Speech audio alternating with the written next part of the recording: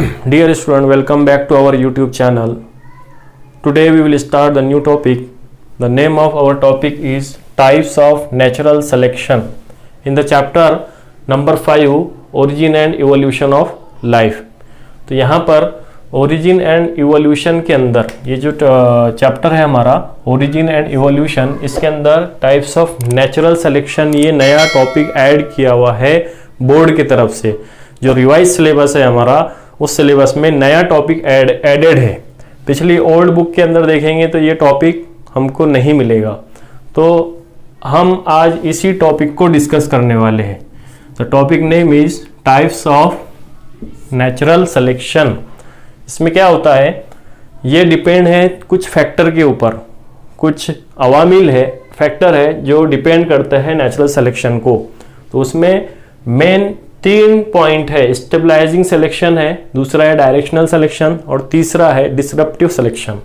तो हम one by one लेंगे। सबसे पहला है स्टेबलाइजिंग सिलेक्शन, उसको बोलेंगे हम balancing selection. The other name is balancing. तो स्टेबलाइजिंग सिलेक्शन में क्या होगा, जो सिलेक्शन रहेगा किसका, नेचुरल सिलेक्शन, कैसा होगा, in the form of balance होगा या फिर स्टेबल होगा। तो उसके कुछ पॉइंट दिए हुए हैं, कुछ नुकात दिए हुए हैं। उस पॉइंट में सबसे पहला जो पॉइंट है वो है more individual of population acquired mean value character.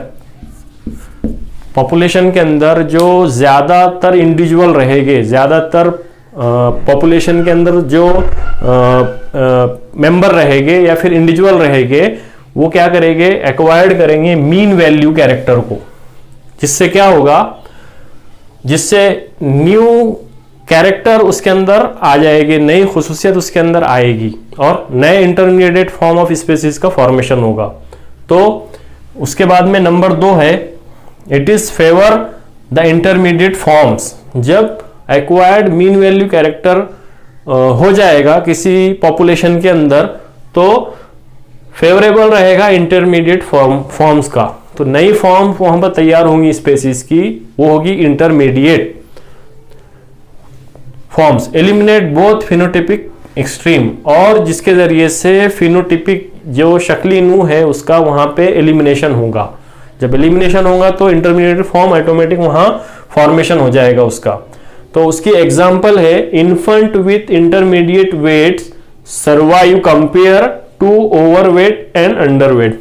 Population के अंदर जो इंटरमीडिएट इन्फेंट न्यूबॉर्न रहेंगे उसके अंदर जो वेट रहेगा, अंडरवेट और ओवरवेट, ये एलिमिनेशन हो जाएगा इसका, और मोर चांस ऑफ सर्वाइव किसका रहेगा, इंटरमीडिएट वेट का रहेगा।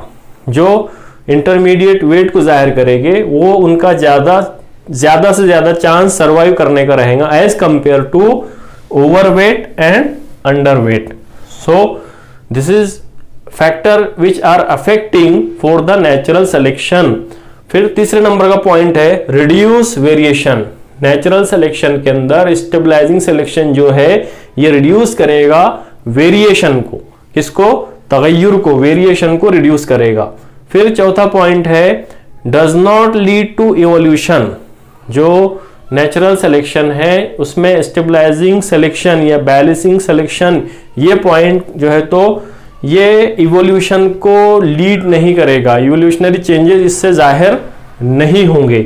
अब यहां पर जो 5वां पॉइंट है वो है occurs in population where adapted to environment. Specially ये जो स्टेबलाइजिंग सिलेक्शन है या बैलेंसिंग सिलेक्शन है, ये ऐसी पॉपुलेशन के अंदर हमको दिखाई देगा जिस पॉपुलेशन के अंदर इन्वायरमेंटल ट्रेट जाहिर हो गए, उन्होंने वो एडॉप्ट कर लिए, एडॉप्टेशन जाहिर कर दिए उस पॉपुलेशन के अंदर ये स्टेबलाइजिंग सिलेक्शन का प्रोसेस होगा। अब उसको यहां एक पीक के जरिए से दिखाई दे रहा है कि यहां पीक दिया हुआ है number of individual to time. तो यहां जो ओरिजिनल पॉपुलेशन है ये डॉट की शक्ल में है, आपको यहां पर दिखाई दे रहा होगा। जो ओरिजिनल पॉपुलेशन है वो डॉट डॉट की शक्ल में है, और आफ्टर नेचुरल सिलेक्शन जो है वो डार्क पॉइंट में है, डार्क लाइन में है। तो वो आफ्टर नेचुरल सिलेक्शन के बाद में दिया हुआ पीक है जो एक ऊपर की साइड में आया हुआ है नेचुरल सिलेक्शन के बाद में। तो ये डिफरेंस यहाँ पे है ओरिजिनल पॉपुलेशन और आफ्टर नेचुरल सिलेक्शन। फिर उसके बाद दूसरा जो पॉइंट है डायरेक्शनल सिलेक्शन, दूसरा पॉइंट है डायरेक्शनल सिलेक्शन। नेचुरल सिलेक्शन के अंदर ये एक ऐसा फैक्टर है जो बेस्ड ऑन है डायरेक्शन के ऊपर, सिम्थ के ऊपर। इसमें क्या होगा, मोर number of individual acquired other than mean value.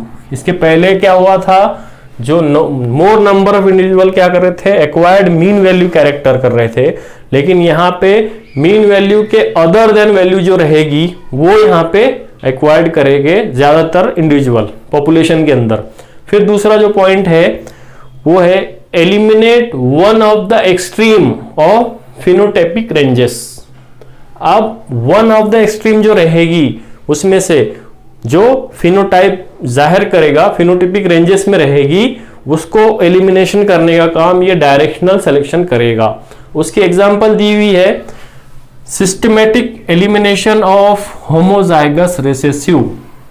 Population के अंदर से जब डायरेक्शनल सिलेक्शन का प्रोसेस होगा तो वहां से जो होमोजाइगस रिसेसिव है, जिसको हम बोलते हम जगती मगलूब, इस होमोजाइगस रिसेसिव को एलिमिनेशन पॉपुलेशन के अंदर से एलिमिनेशन करने का काम ये डायरेक्शनल सिलेक्शन का प्रोसेस करेगा। फिर तीसरे नंबर का पॉइंट है it operate, directional selection operate many generation.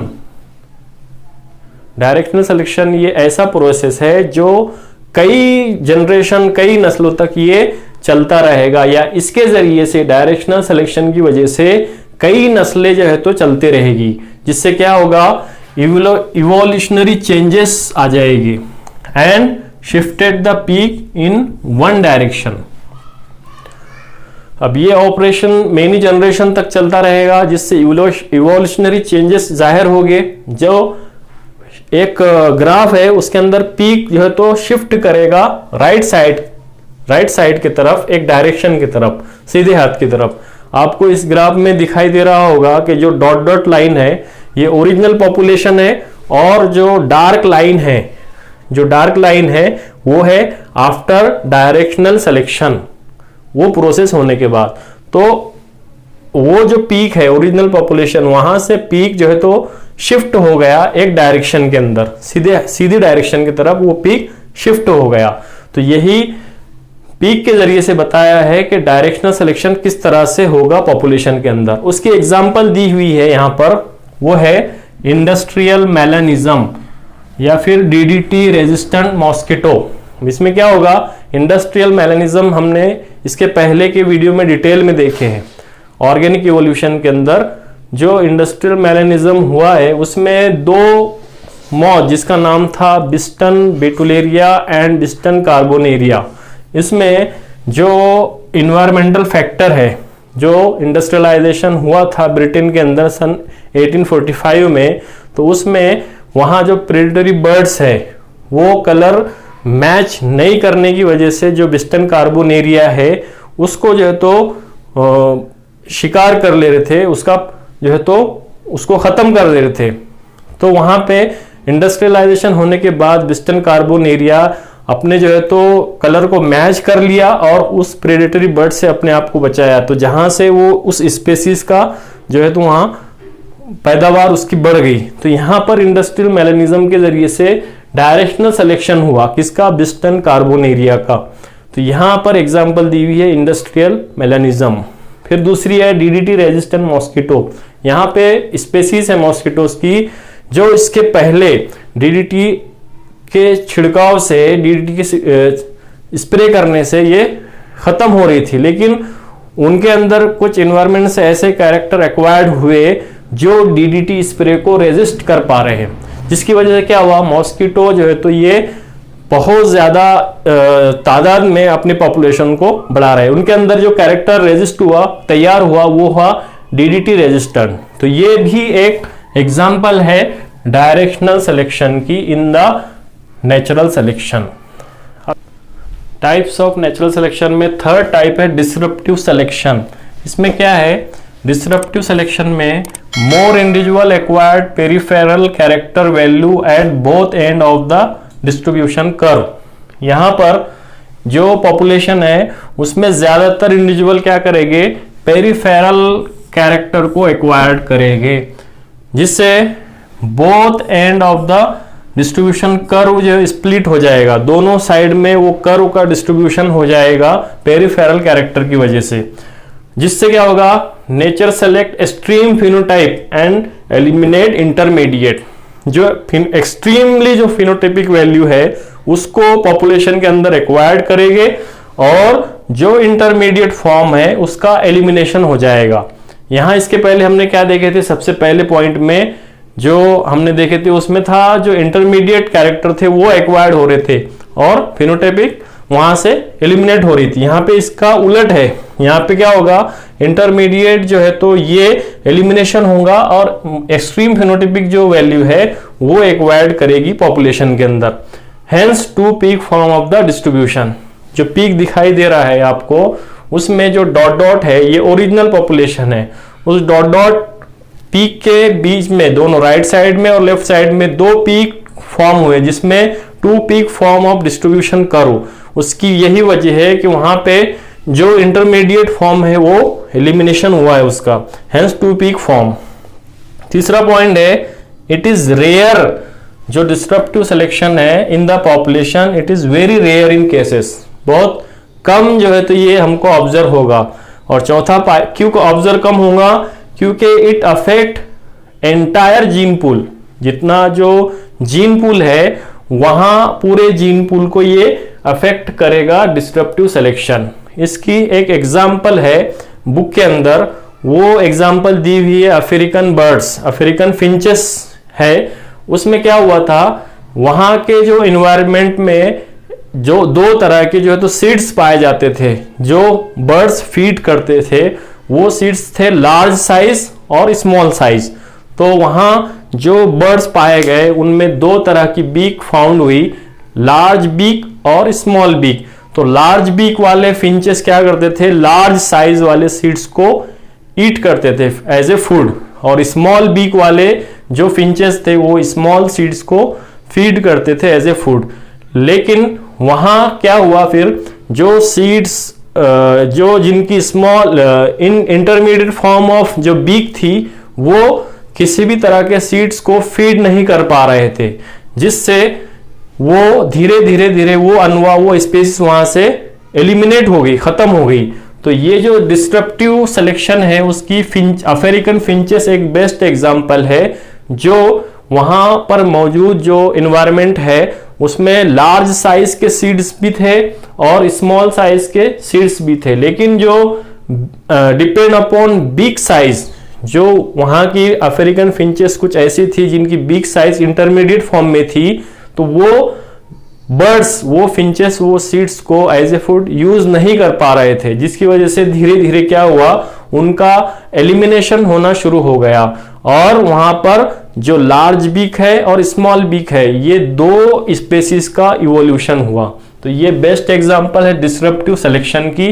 तो इस तरह से हमारा जो टॉपिक था आज का, टाइप्स ऑफ नेचुरल सिलेक्शन, जो न्यूली एडेड है new text book of biology के अंदर, ये कंप्लीट हुआ।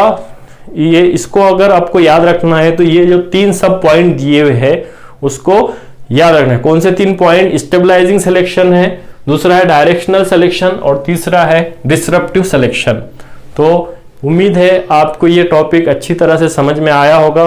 अगर ये वीडियो आपको अच्छा लगा तो इसको कमेंट सेक्शन में जाके कमेंट कीजिए, लाइक कीजिए, सब्सक्राइब कीजिए। Thank you.